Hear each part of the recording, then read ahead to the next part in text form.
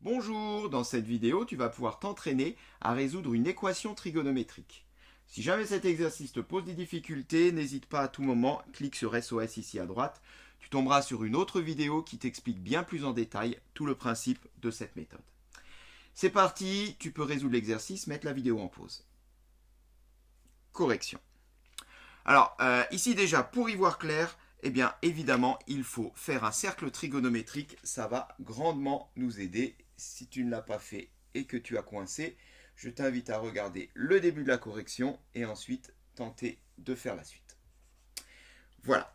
Donc, on te dit quoi? On te dit que sinus de 3x est égal à 1.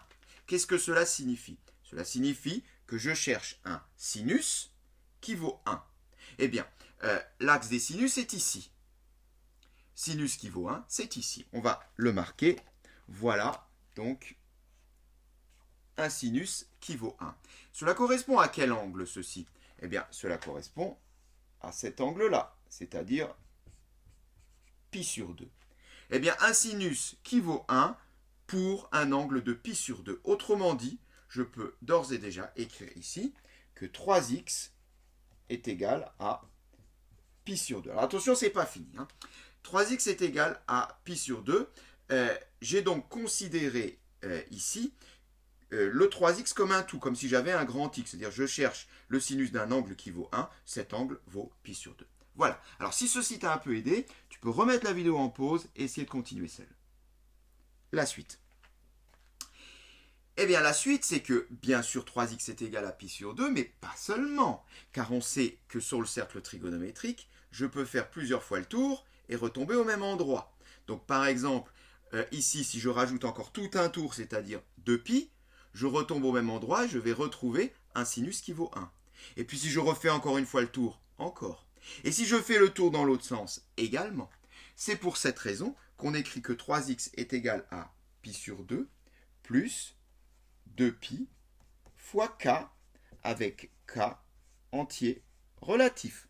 Peut être positif ou négatif. Eh oui, mais c'est pas 3x que je cherche. Moi, c'est x. On va faire comme pour une équation traditionnelle. On va tout diviser par 3. Soit x égale à pi sur 2. Donc divisé par 3, ça fait du pi sur 2 fois 3, qui donne 6. Plus ici également, je divise par 3 fois k. Voilà l'ensemble de mes solutions. Alors cet ensemble solution, on va quand même essayer de le visualiser sur le cercle trigonométrique, c'est important et on peut te le demander. Voyez un petit peu comment ça se passe si je veux placer l'ensemble de ces points sur mon cercle. Eh bien, je vais commencer par la première valeur, c'est-à-dire pi sur 6. Eh bien, pi sur 6 est ici, donc je divise l'angle droit en 3. De cette façon, ici, eh bien, j'ai pi sur 6. Voilà la première solution. Pi sur 6, si x égale pi sur 6, sinus de 3x est bien égal à 1. Ensuite, qu'est-ce qui se passe? Je vais rajouter déjà une fois 2pi sur 3. Donc, je vais rajouter 2pi sur 3. Alors, 2pi sur 3, eh bien, je vais le mettre en pi sur 6, puisque là, je travaille en pi sur 6. Eh bien, ça fait, on va l'écrire en dessous, c'est pareil que 4pi sur 6. On est d'accord? Donc, je suis ici, je vais rajouter 4pi sur 6. Alors, pi sur 6, une fois, 2 fois, 3 fois, 4 fois. Voilà, j'ai rajouté 4pi sur 6, j'arrive ici. Et là, j'ai une nouvelle solution. Pi sur 6 plus 4pi sur 6. Et elle fait quoi, cette solution? On peut compter. Une fois pi sur 6, 2 fois pi sur 6, 3 fois pi sur 6, 4 fois pi sur 6, 5 fois pi sur 6. Voilà une nouvelle solution. Cet angle-là me ramène également un sinus de 3x égale à 1. Je continue mon petit tour et je vais rajouter encore une fois 2pi sur 3. C'est-à-dire encore une fois 4pi sur 6. Eh bien j'y vais, je pars d'ici, une fois, 2 fois, 3 fois, 4 fois. Voilà. Voilà une solution.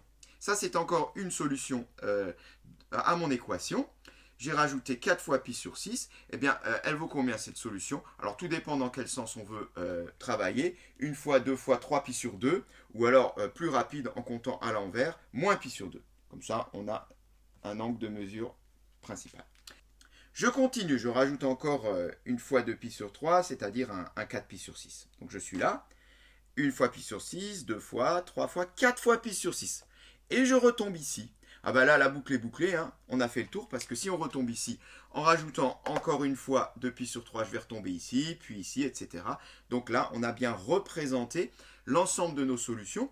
Une autre façon de l'écrire, ça serait de dire que les solutions sont de la forme pi sur 6 plus 2k pi, 5 pi sur 6 plus 2k prime pi, moins pi sur 2 plus 2k seconde pi. Enfin voilà, ça c'est un petit détail, mais en tout cas, le fait de visualiser sur le cercle trigonométrique peut être très utile si tu as réexploité ces valeurs dans un autre exercice. Cette séquence est terminée.